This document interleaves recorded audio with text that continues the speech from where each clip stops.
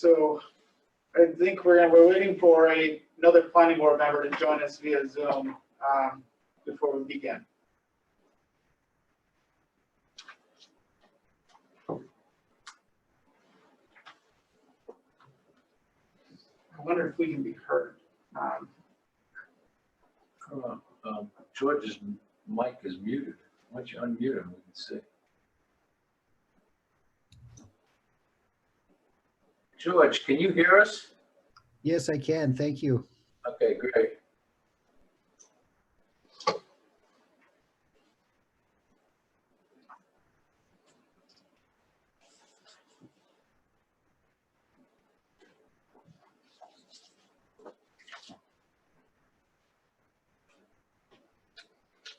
I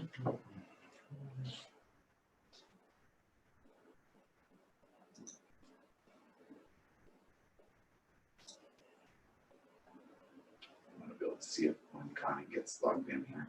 Or not Connie, Lois.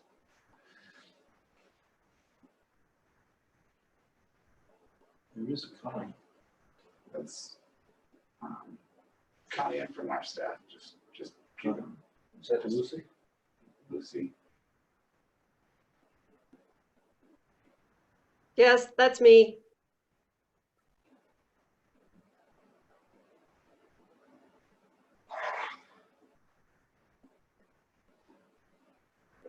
There's Ann.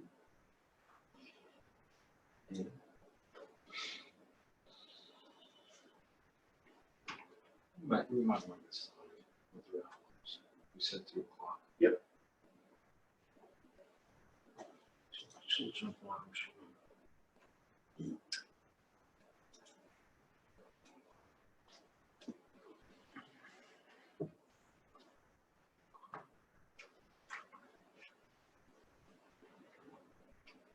Jim, can I get started? Yep, why don't we go ahead? We're going to go ahead and call this work session to order.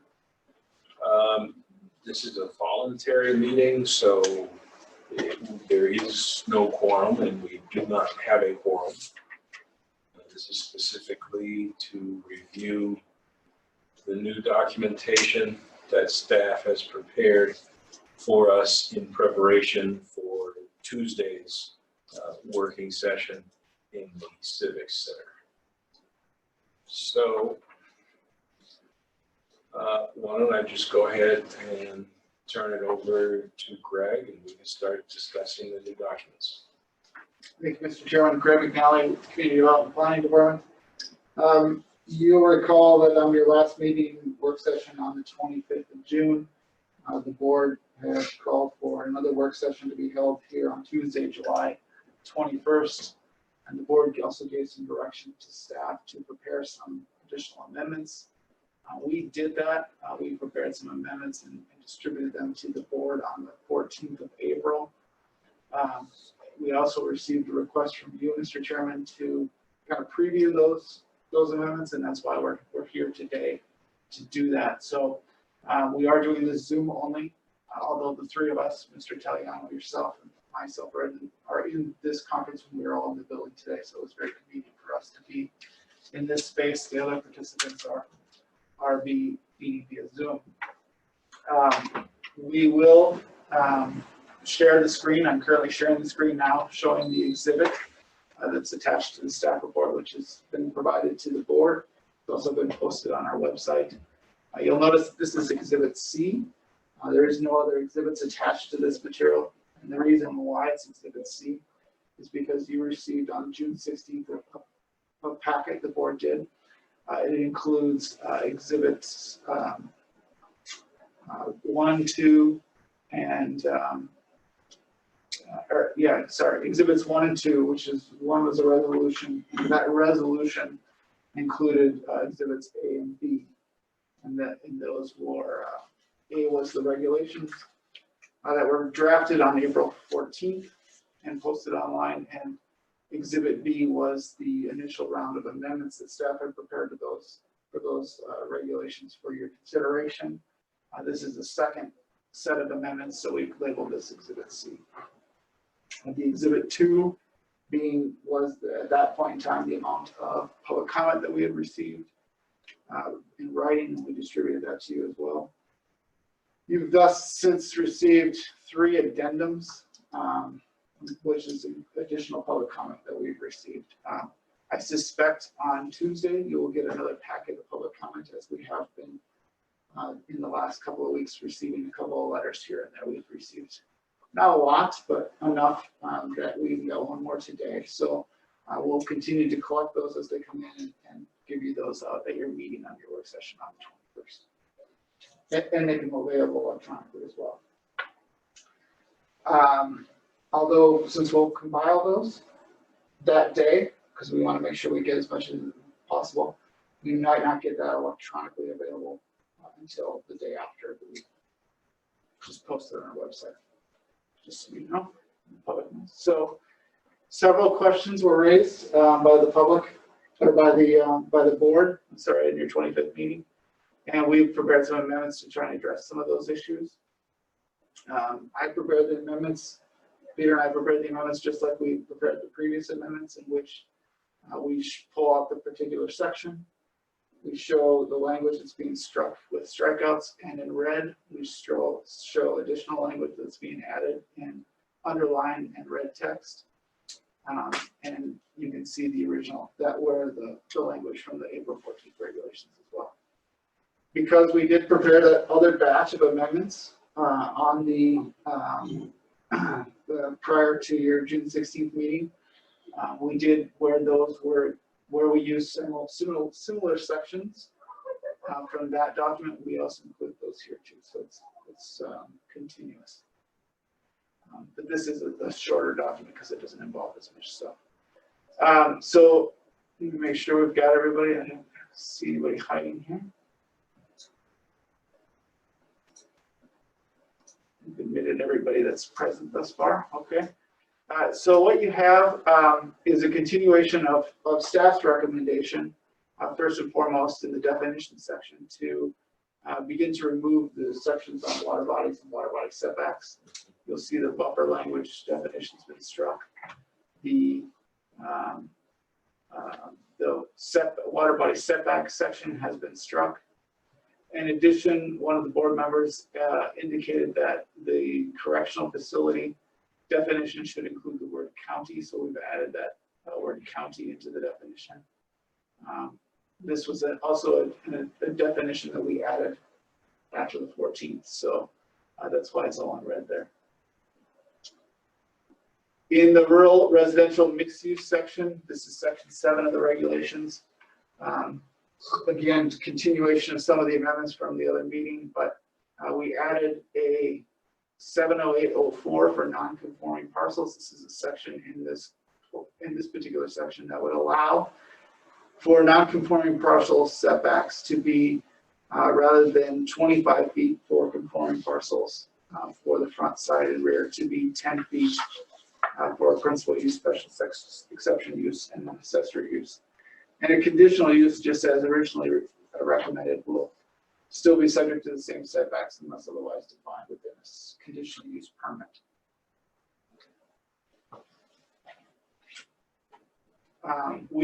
Again, here's this water body setbacks language that we've struck. And that's a pretty lengthy section. Just for your notes, and obviously, and those listening, we always put a reference here at the bottom of a set of amendments we're proposing, just to explain the reasoning there. The board had also asked for some language on tolling in particular sections. So the first one you'll see here, we made some additions into the conditional use permit section, which includes some complete and sufficient review of the application. That should be made within 21 days. That looks like an addition actually, but we're just adding the word 21 in there. 21 days was already part of the tolling there. So we have 21 days to do that. 30 days for referral agencies to comment. And then we've added in some language that upon receipt of written notice from the applicant that they are ready to proceed with the public hearing. So we get We get to speak to the applicant about some of the referral comments that we've received on their conditional use permit, referral agency comments, and then work with the applicant. If they're ready to go, they can say, hey, look, we're good with these comments, let's go forward. And they give us the notice that they're ready to proceed, and then we would schedule a public hearing before the Board of Adjustment. So that puts that timeline on the applicant. And then the BO, once that happens, the Board of Adjustment has up to 60 days from the date we would schedule the hearing, and then the Board of Adjustment would have 60 days from the date of the public hearing to render their decision. We've added some flexibility again for the applicant to request an extension of that 60 days if it's mutually agreed upon by the applicant and the Board of Adjustment.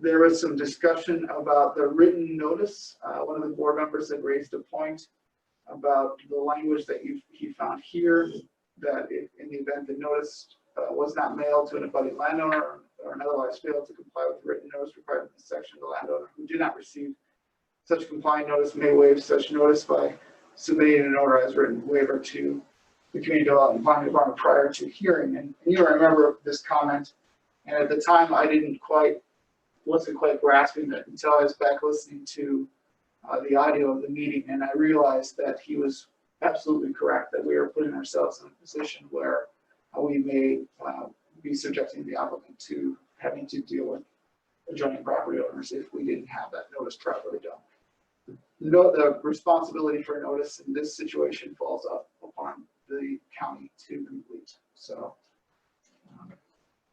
we removed that language to avoid that possible error.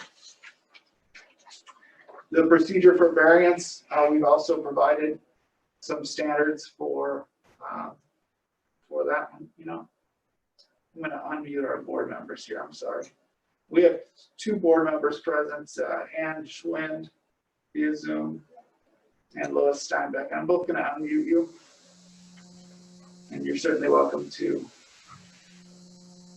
interrupt staff as I go through this. So we've also had tolling for the variance standards and procedures. It's very similar in timeline to what was already provided and discussed in the conditional use permit. We're basically mimicking those timelines. That makes it easier for the public, makes it easier for the Board of Adjustment, and it makes it easier for staff to administrate when we have similar timelines and timeframes. Very easy to communicate that kind of activity.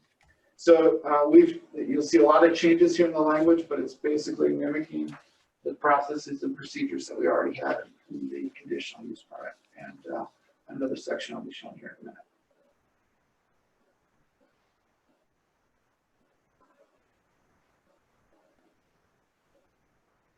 Again, here's that written notice language for striking here out of that section.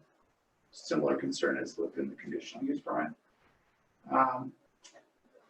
There was discussion about the administrative variance, particularly as to what it might apply to. Mr. Italiano and I discussed it at length, and we felt that we could make this a little more clear. We've added the language that the administrative variance, while still recommended at 25%, would be specific to front, side, and rear setbacks and building heights without going to the Board of Adjustment. So that's what the administrative variance could address if an applicant were to take that route. Otherwise, they could go to the BOA for other things, or this if they want to avoid that administrative variance. That's correct, Peter, that we've allowed that. And then the appeal standards and procedures was another section we added tolling in. And again, we mimic the timelines that you see represented in the variance section as well as the conditional use permit section. Again, the written notice section we've adjusted to reflect the comment from the board member. One other thing when we're talking about days, we're talking about time frames. It's pretty common, particularly in our subdivision regulations. We talk about working days, we talk about calendar days. In this case, These are all calendar days in this regulation, in this document. Everything we're dealing with is calendar days. Unless otherwise noted, I don't think there's any spot where it actually notes a working day. Hopefully it is not. So we actually had the word calendar in here, which kind of makes it confusing because we're referencing days. And so we decided we needed to strike the word calendar because it's always going to be calendar days. And we didn't want to give the impression that the other days we were referencing were not calendar. So all calendar days. And that's the end of that round there.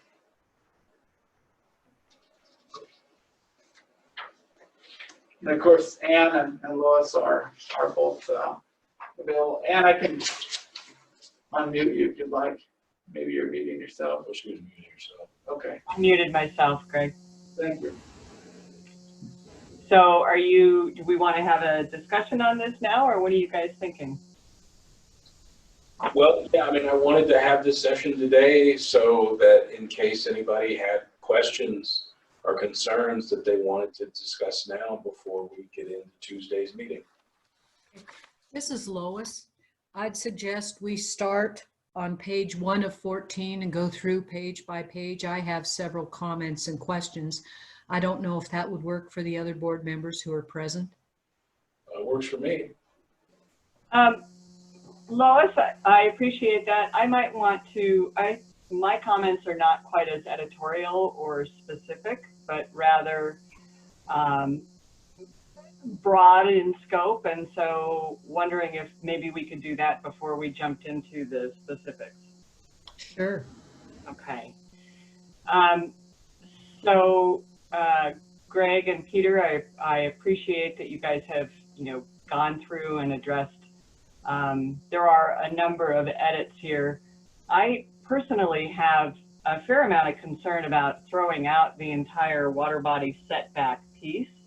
That was not what I was hoping for, and I feel like that's kind of a big thing to do when what we heard in terms of public comments were specific to Rimini and maybe out at Hauser Lake or Dana's Point. And wondering why we decided to throw that out entirely instead of giving some consideration to perhaps actually the larger question of adjusting the planning area that we're including. Because it seems like that was what more of the issues we were hearing from folks was, why are we including areas that are outside of what people would typically find as or define as the Helena Valley planning area. So wondering if we could just, that's sort of the primary piece of what my concerns are.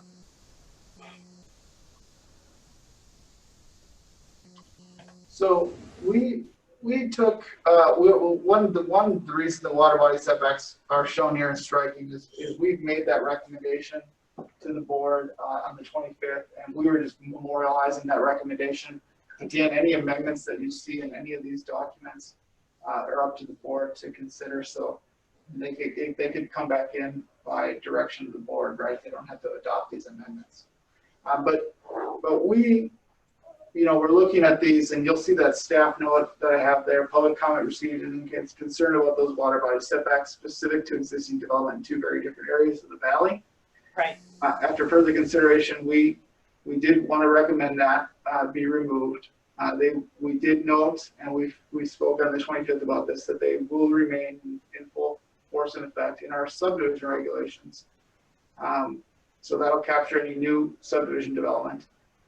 Similarly, we have floodplain regulations that will also remain in effect. That's a separate and standalone document. Okay. That is a regulatory thing. And then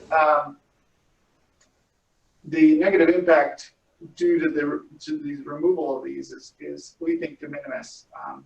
And if you go down, one of the things that we did to sort of address the concern that we think exists, particularly with existing parcels, right, existing pieces of land, we didn't want to, and some of the comments that we heard, particularly up in Rimini, was, look, you're gonna have setbacks, front, rear, and side. That's going to make it really difficult to develop our existing property because they have a lot of long, narrow mining claims and very oddly shaped parcels of land. and the setbacks could bring those people in for requesting variances when they decide to build. Furthermore, we thought that if we could reduce the setback for those existing non-conforming parcels, which is what we're proposing here, which is instead of doing a 25-foot setback, that we go to 10, that we could accommodate some of those existing parcels. And 10 feet is very, very similar to what you see in subdivision, in that up until about 2013, we required subdivisions to have a utility easement along all lot lines, and that was a 10-foot utility easement.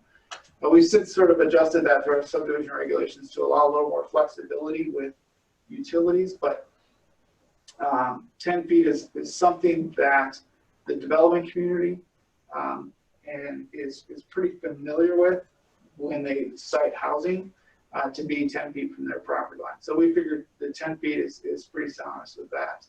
And it would ultimately provide greater flexibility for those existing parcels while reducing the need for variance requests that we could have anticipated happening.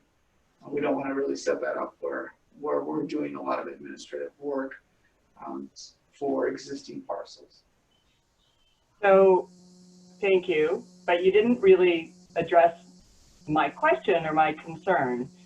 I believe, my focus is really about water and water resources and protecting our water resources. And I think that one of the best ways we can do that is by having regulations that are pretty uniform, both across the subdivision regulations and those parcels that are not included in subdivisions.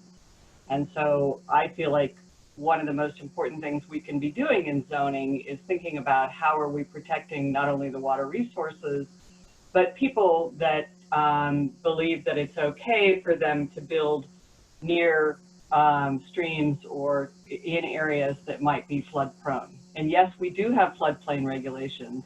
I understand that, but they don't apply unilaterally across, and they're not really always considering all the implications of flooding. And so this is a broader concern that I have, and we're not addressing that by just throwing it out. So I expressed that in our last meeting, and I know that staff was recommending that, and I said at the time that I didn't think it was a good idea for us to be throwing it out.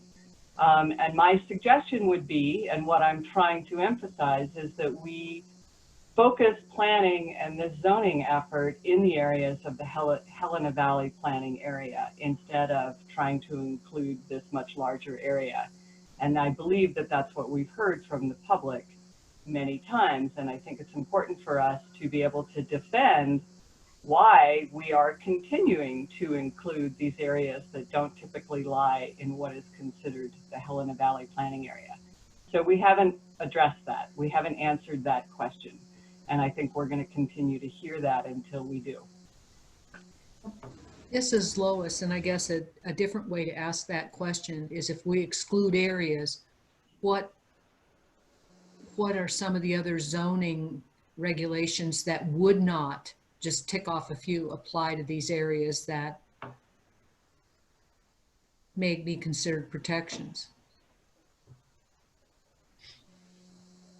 So what land use tools would be available for these areas if they were unzoned? Is that what did I understand that question? No.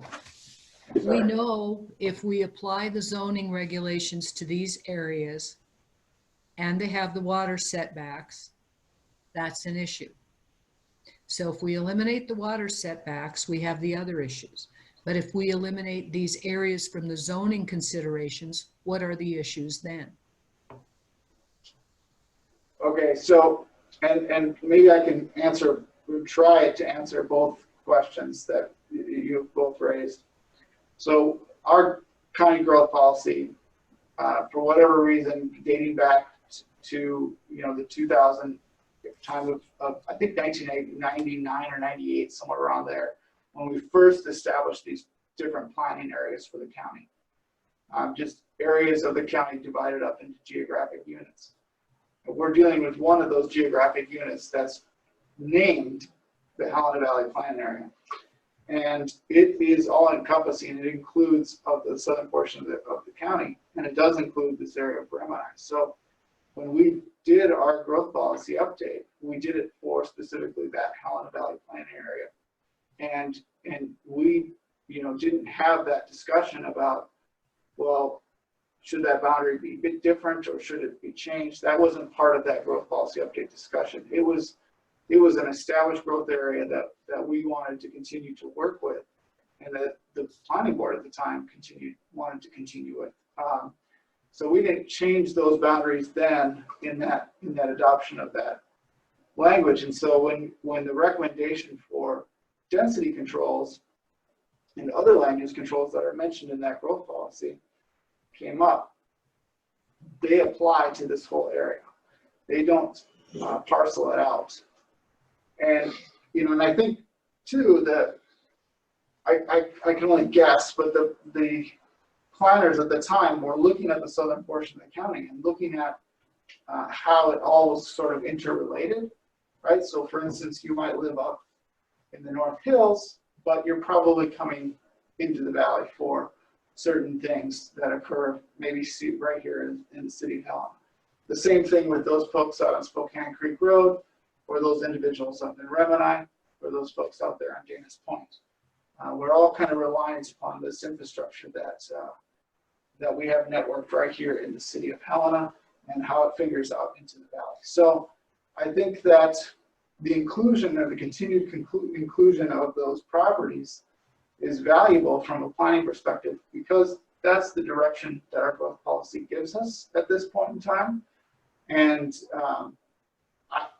as a planner trying to meet that growth policy, it's very difficult for me to try and pull those folks out of that planning area and the direction that was given by not only this board, but also our county commissioners through the adoption of that growth policy.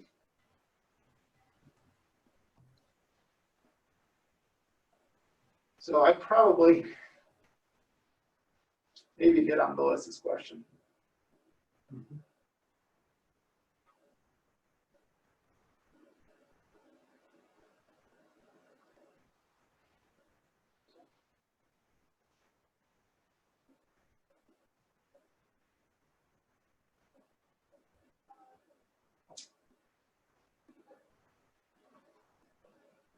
So, Anne, do you feel that explanation answers your question?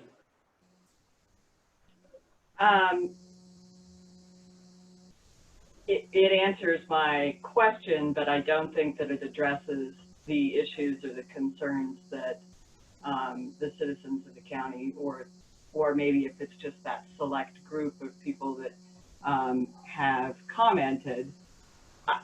I think that there are a lot of concerns about it. We heard many times one size fits all, and I don't think we have adequately addressed why that's important. I mean, I think that is a reasonable answer to say, well, yes, everyone is relying on the infrastructure, but does that mean that then you have to apply the exact same set of rules for areas that are significantly different in geography and location and lot size and aspect, and there are lots of other pieces to it, and I feel like our one size fits all is what's getting us into trouble. So I'm trying to look for ways that we can think a little bit more creatively to meet multiple objectives.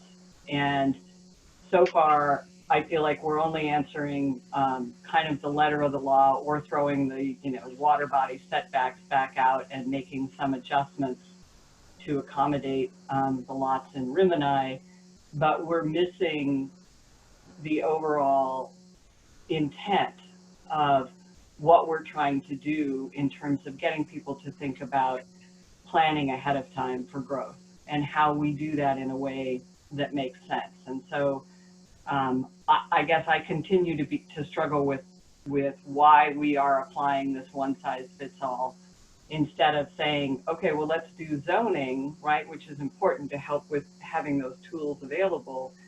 but why don't we apply a slightly modified lens for areas that are different? You know, why can't we have it an overarching structure that's pretty generic and then have some things that are a little bit different for those areas that are unique?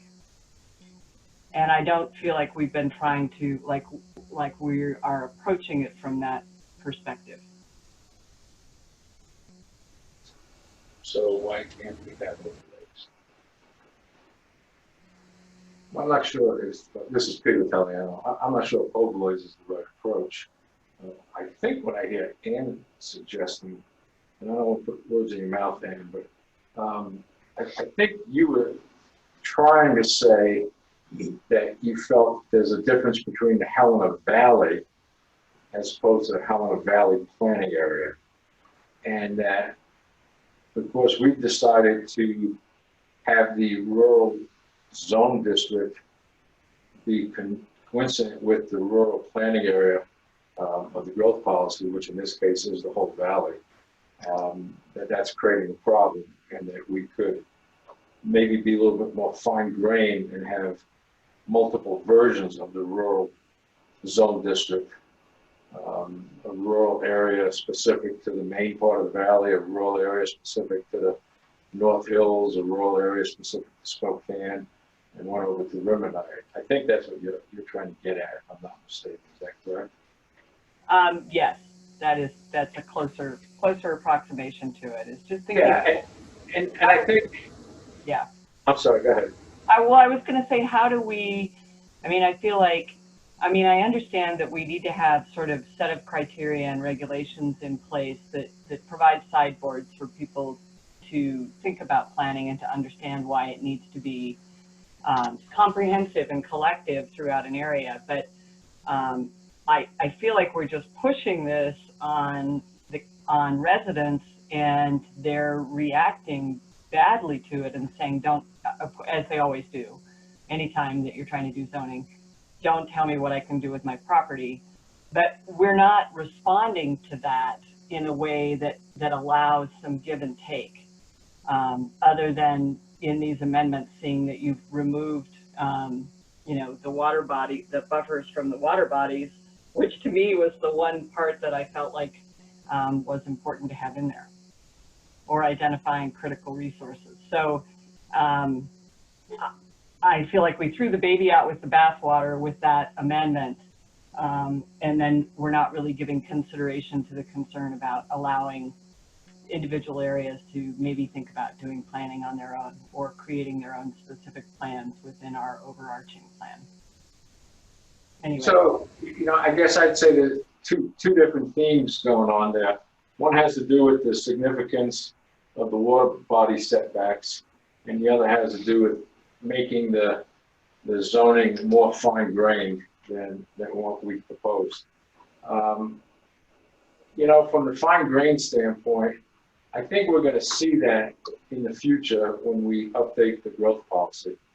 I suspect this awakening, if you want to use that phrase, that this zoning effort has generated amongst some of the public will probably get a high level of engagement than we even had back in 2015 with this next update to the growth policy. And I think that will let us, you know, further refine whether it's the total perimeter of the Helena Valley planning area or just kind of isolate particular pockets within that and identify them slightly differently from one another. And that gives us the opportunity then to go back in the future and amend the zoning document to be more specific to that growth policy, which I think is an appropriate way to do it. As far as the concerns about the water body setbacks, you know, we can look at that again. I guess from my perspective, and I don't see it as that huge of an issue. As Greg said, any new subdivisions are still required to comply with the water body setbacks, which is what it's been and will continue to be. So there's no change there. So all we were really looking at were existing parcels. And as Greg described earlier, trying to avoid an unnecessary bevy of variances. We felt at this point, let's take it out. We can get back, as I said, next year with a growth policy that kind of redefines the rural area a little more fine-grained, and then go back and amend the zoning. I think we can then reinsert the water body setbacks at that time on a smaller scale basis. But if you want us to look at it with a different lens, I'd be happy to. If you have specific ideas, we can look at that too. But Greg and I can, do a little more soul searching on that between now and Tuesday, see if we can come up with any middle ground. Thank you. I'm not going to die on the sword on it. It's not, it isn't that critical. I just felt like it was using maybe the wrong approach to trying to deal with some of the concerns. And I want to be able to give Lois time to address the specific amendments that she has. But when you just said that, it reminded me again of, I'm still confused about why you believe that it's a good idea for us to be doing this, spending the effort to do this zoning, setting these zoning regulations now, and then updating the growth policy, and then amending the zoning regulations. It seems to me like we have a little bit of a cart before the horse, but maybe I'm missing something. So I would, at some point, appreciate a little better understanding of that. Sure. I mean, I can give you a quick explanation right now. I don't see it that way at all. In fact, as I said before, for too many reasons to get into, my office should have had the draft zoning in front of the planning board back in 2016 or 17. And what we should be talking about today would simply be an amendment. But I can assure you that, a lot of folks have raised the question, boy, is this a one and done? And the answer is no. I mean, I foresee the zoning document being amended on a far greater frequency level than any other documents that we have, whether it be subdivision, which is usually more tied to statutory legislative issues, or the growth policy, which tends to be linked to like a 5-year window. And if you look at jurisdictions like Flathead County and say Missoula County, for instance, those two come to mind, and you look at their zoning documents, well, the amount of amendments that they have listed in their documents is too many to even quantify. So I just see, the zoning document is something that will be very responsive to all sorts of changing vectors, whether they be environmental, social, economic, et cetera. So I don't see it as the cart before the horse at all. I see us getting a framework in place that's supportive of the existing growth policy. And updating the growth policy next year, I don't know if we'll get it done in a year, to be honest with you. That's going to be a Herculean task, because we're not just looking at the Helena Valley planning area, but we'll be looking at Lincoln and Wolf Creek, Augusta, et cetera. So there's going to be a lot of tabletop exercises, and like I said, 12 months may not be enough to get that done. Yeah, we started down, when we started with just we had originally started with the growth policy update for the entire county. And that was back in, somewhere around 2011. And maybe even 2010 when really some of the staff started to get to work on that. And, it just became a tremendous task given our staffing, given the amount of work that we have available that we had on our plates, in addition to the expertise that we had in-house. And it sort of evolved, right? And the board was very involved, the planning board was very involved in giving direction on narrowing the focus to that update to that Helena Valley planning area, which allowed us to proceed in a direction that I think was very meticulous, was very robust with the community. And it took a number of years to get from the document that ultimately got adopted in March of 2016, in a lot of meetings with our planning board and our board of county commissioners and the public, to hammer out those policies that you have in that document now that we're essentially trying to implement. And this is just one of those things that we're trying to implement. out of many in that document. Okay, thanks. Yeah. So, Greg, you want to go to page 1? Page 1, Lois. I kind of like to make a comment about when I was a citizen before I was on the planning board. I thought the growth policy meant something. I thought it guided county decisions. I thought the policies that were expressed in those documents were going to be applied. And it was stunning to me to find out that this stated policy was unenforceable.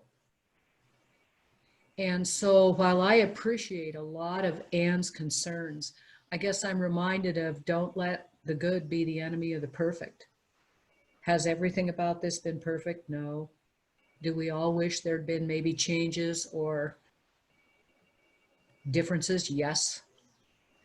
But the fact that we have a growth policy out there that is, it's not enforceable. It can't be operationalized. And I think before I joined the planning board as a citizen, that's something that really frustrated me. So I'd just like to say that in kind of thinking about the growth policy and where we are now. Okay, I don't have any the very first comment I have, if you want to go by page, is on page 3. And it's 70804, the non-conforming parcel minimum setbacks. Do we know that these setbacks would be sufficient to address concerns that we heard from Remini property owners? Lois, this is Peter Italiano. How do you disprove a negative? Yeah, That's a I tough don't- question to answer. If you look at the GIS mapping for the parcel layer in the Rimini area, you'll see configurations that I call pickup sticks. Many of the parcels, as Greg was saying, are very, very long and very, very narrow. Many of them actually overlap with one another, adding more complexity to administration of them. So, I'm not going to sit here and say 10 feet, some magic elixir that would cure all the problems. But if you take 10 feet, as Greg said, a lot of the other issues such as utility easements, that's a common number. And if you also then apply a 25% variance, assuming that the ultimate code gets approved and it gets approved the way the draft is written, administratively, we can grant a 25% variance. So now you're down to 7.5. That's a pretty generous reduction or relaxation. And I understand it's difficult to prove a negative, but what I was, I guess, hoping is that you'd at least taken a look at the parcels and tried to come up with something that might work for them. So that's fine. Thank you so much. Yes. On the bottom of, let's see, and the next comments I have,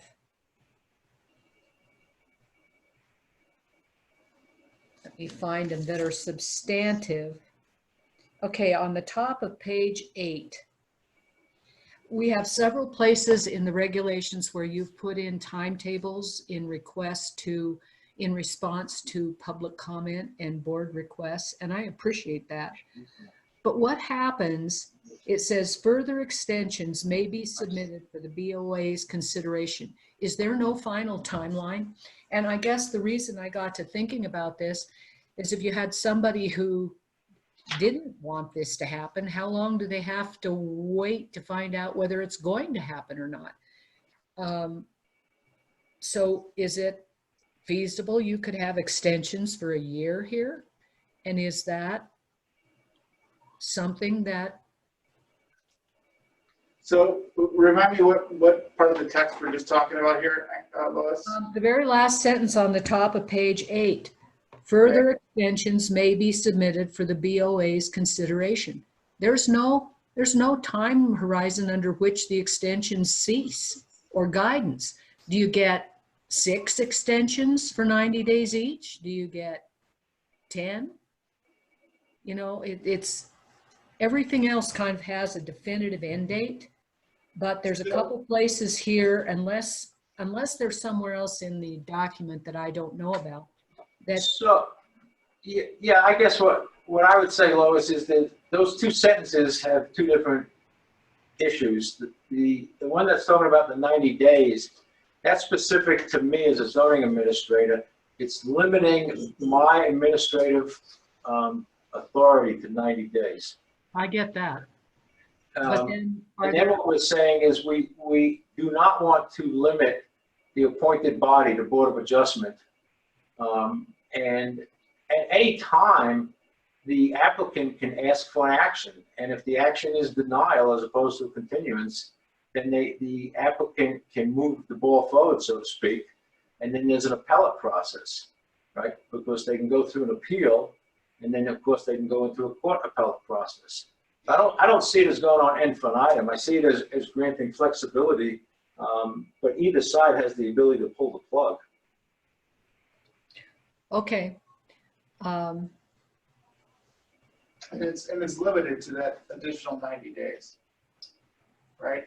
No, the way I read it, it is not. If you go to the BOA, so you have to go to the Board of Adjustment for Right. that consideration. And then the BOA, that would be a public process, right? So if you're a neighbor Okay, and you have concerns, you could express those concerns to the BOA. And the BOA can consider both the applicant's request to extend as well as the concerns raised by those requesting that extension. okay, Or by those that are adjacent or have concerns. Yeah, I mean, another way to say that, Lois, is the applicant always has the right to quote unquote call the question. So they can ask the Board of Adjustment, you know, I just want a decision. Now, that doesn't mean they'll like the decision, right? Let's say the BOA would prefer to extend the process to get more information. If the applicant's not interested in that, then the applicant say, no, I just want a decision, and the BOA can grant the denial. Okay, and so there is an opportunity for finality. okay. On page 10, 1904-06,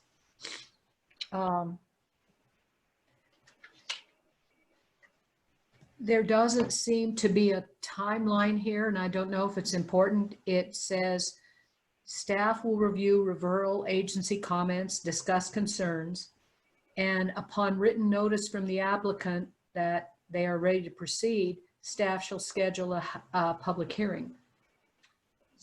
So this is an important part, and I kind of spoke to this when I was starting to review it a little bit, but I'll speak to it a little bit more. What this would allow for, like, we're going to send out a request for comments from different agencies. They might have some concerns about whatever, and you'll see this language both here in the variance section, you'll see it in the conditional use, and you'll see it in the appeal. But to say, you know, their comments, and then the applicant might want to address those comments or speak about those comments or have time to revise their document, their application, or whatever it is that they're applying for based on those comments. And then when they're ready to, and maybe they don't want to address them at all, that might be the case. At that point, they give us written notice that they're ready to proceed with the hearing. So they control the timeline, basically. Give us written notice they're ready to proceed with the hearing, then we schedule it before the BOA and prepare a staff report and do all that part of the work, do the notice, and then hold the hearing. So we're giving the timeline becomes flexible for the applicant to consider and work with us on addressing those concerns, or not. They get the choice. They may just want to be like, this is what I want to do, this is how I want to do it, and this is what I want the BOA to consider. Okay. The only other question I had on this page was, how come 1904-08 is stricken? So it's addressed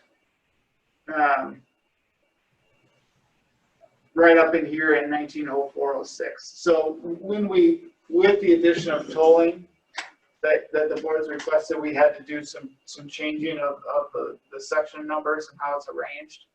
And so the holding the hearing, noticing the hearing gets discussed right up in here in 190406.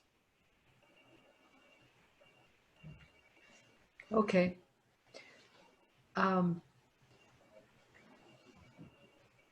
I guess I kind of like the idea, but I wouldn't say we had to keep it, that the BOA knows it has to have a public hearing, that it isn't just the staff scheduling the hearing, that the BOA, that's one of the things they're supposed to do. Is that addressed anywhere else in their creation or their statutes or ordinance, excuse me?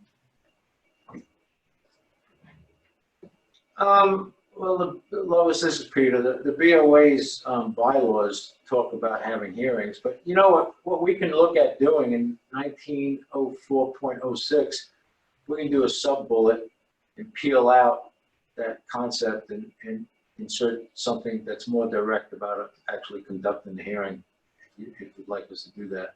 That's No. probably where it wants to be. If you think Rework it's- this a little bit. If you think it's sufficient enough, that sounds good.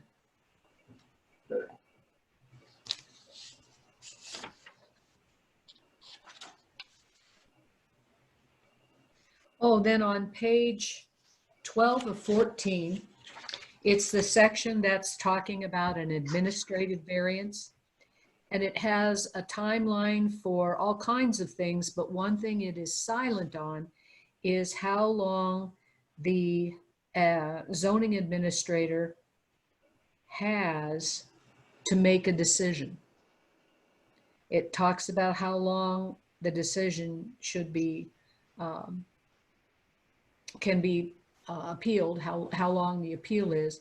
But I was wondering if that was deliberate, that there was no timeline for a zoning administrator to make the decision.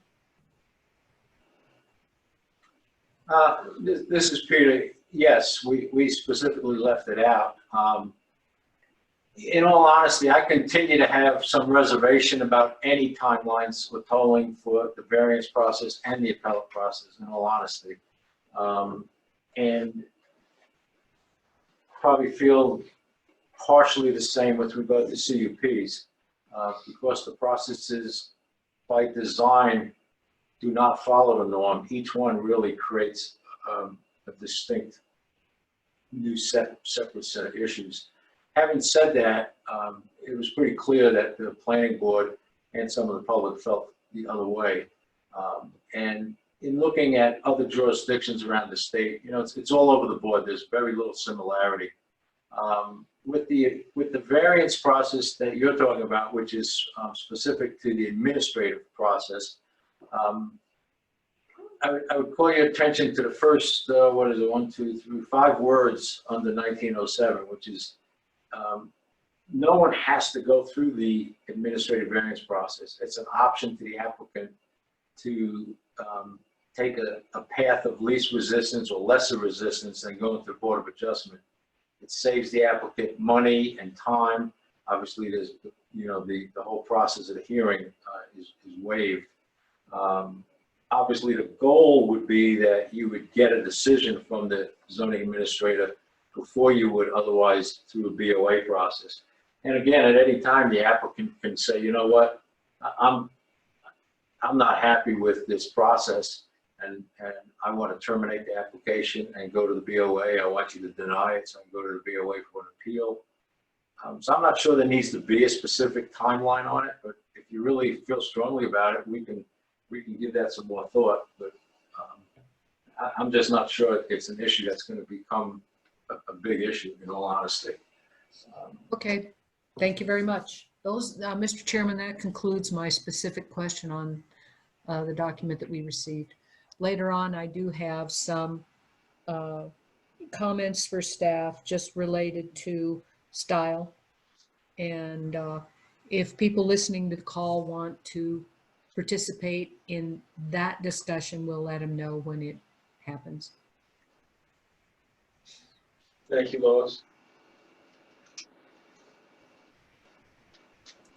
Well, We've heard from Lois, we've heard from Ann. We don't appear to have any other board members on the call, do we? Unless they jump on at the last minute.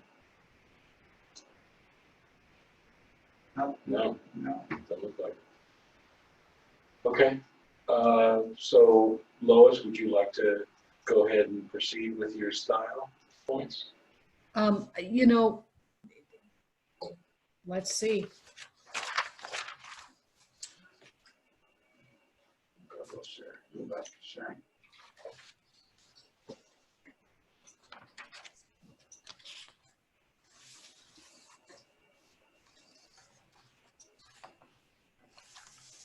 I think if you took, I wanted to make sure on page 6 of 14, I wanted to make sure in 140801 that the acronym in the first sentence, CDP, had been previously defined somewhere.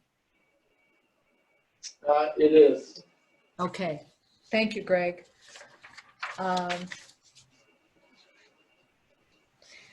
On 140804,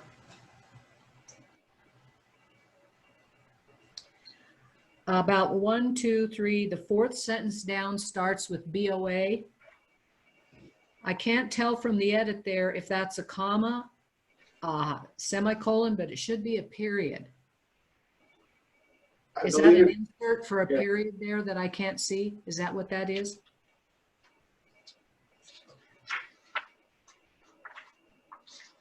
it should be a period. It's funny, I can't see it on the screen, but I can look at my, I think it's, well, I don't know if it's common. or not. yeah, Is it a strike through? it's striking the comma, but yes, it should be a period. The next word starts with a capital. Okay, so then a period needs to be inserted there? Yeah, Okay.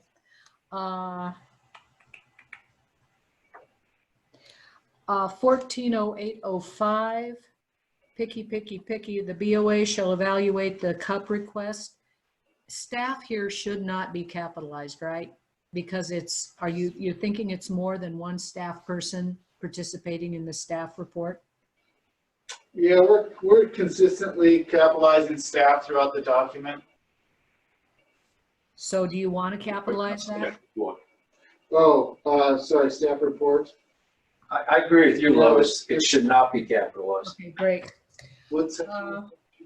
The first line of 1805 Okay, or 1405. thank you. And that, I think, were the only things I found. So just a couple. Thank you, Lois. You betcha. Thank you for the opportunity to review it.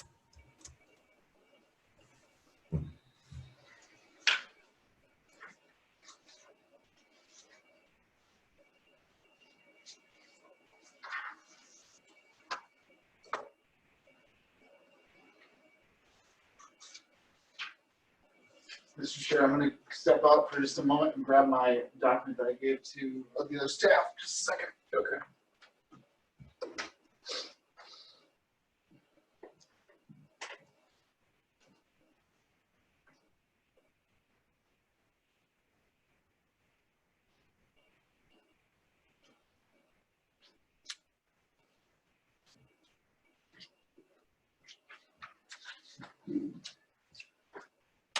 Mr. Chair, did you have anything for this particular work session, or would you like to see if there's any public comment that we might? Yeah, I think at this point we could move to open up for any public comment about any public matter within the jurisdiction of the planning board that is not on the agenda. This is Lois. Can I ask that people speak slowly? That it's my Zoom garbles it when people speak too fast.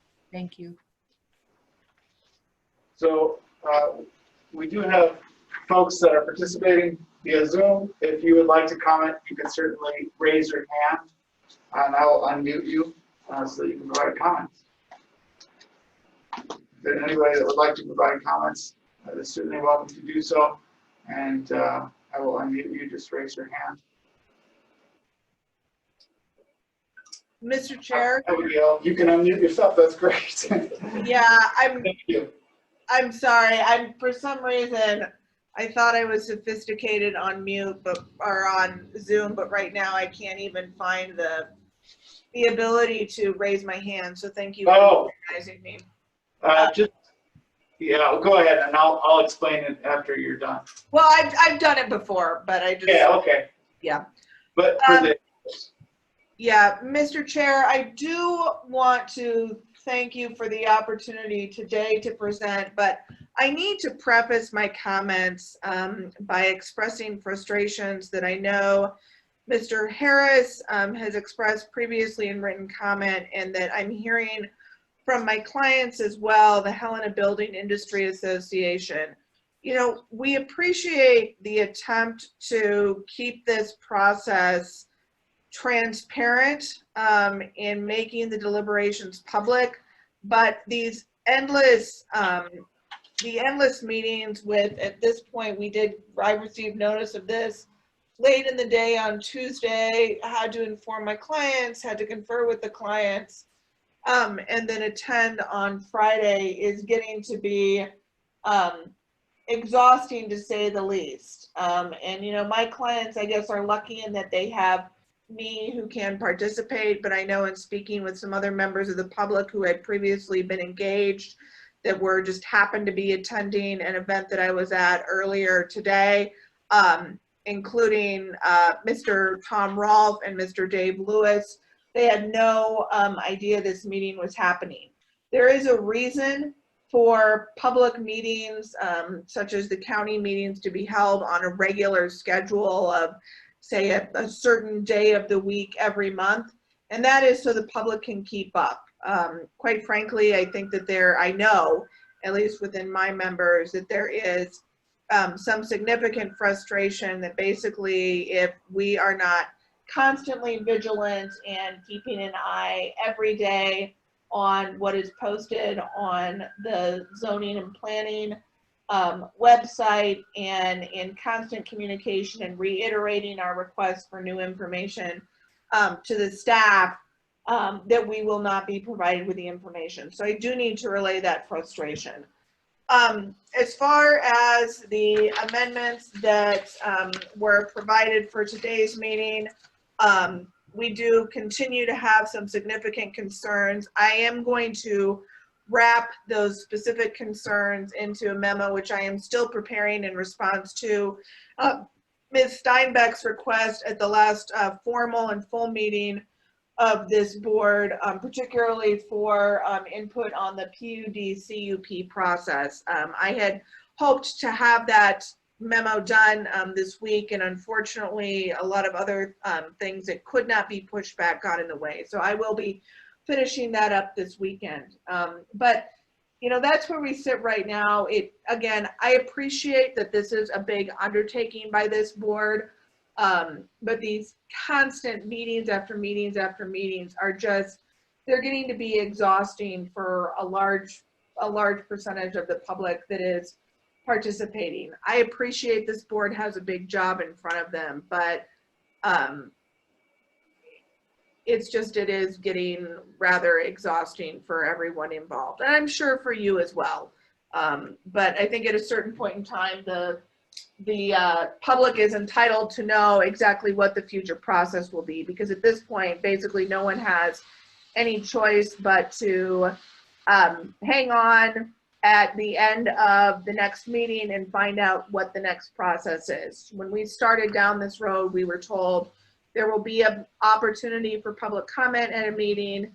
The board may need to hold another meeting, and the decisions will be made. And I think at this point in time, we're far beyond being able to have any clear roadmap as to what the process for decision-making is and how much longer we can anticipate this to go on. But thank you, and like I said, I will be preparing that memo that I'll have responsive to Ms. Steinbeck's questions for the full meeting next Tuesday. I'll bring copies of that to the meeting, and I'll also get that to your staff so that they can hopefully email that out to all of you, because I understand not all of you will be attending in person. Thank you, Mr. Chair.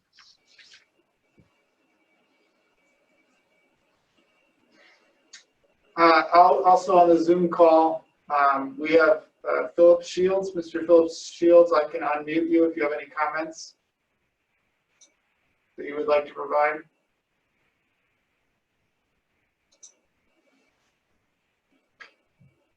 All right, yeah. I think I've hit the unmute button, but it would be up to you to unmute if you wish to do so. No questions at this time. Thank you. Thank you, sir. And then the other individual that we have is Connie. Connie, I believe, is staff's. Connie, Connie, you are planning staff, correct? You can maybe chime in if you're listening. And then I think we will have given everybody an opportunity. Hello, yes, I'm Connie Diedrich with the Lewis and Clark planning staff. Thank you. So, Mr. Chair, that's everybody on our Zoom call with the addition of the 2 board members. Okay. Any final comments or questions from Lois or Ann?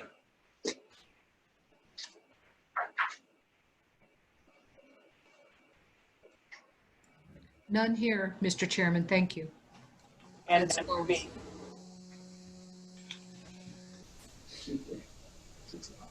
Okay. All right, then our next meeting is Tuesday evening, 6 o'clock. Thank you, everyone, for your participation and comments today. And at this time, this meeting is adjourned.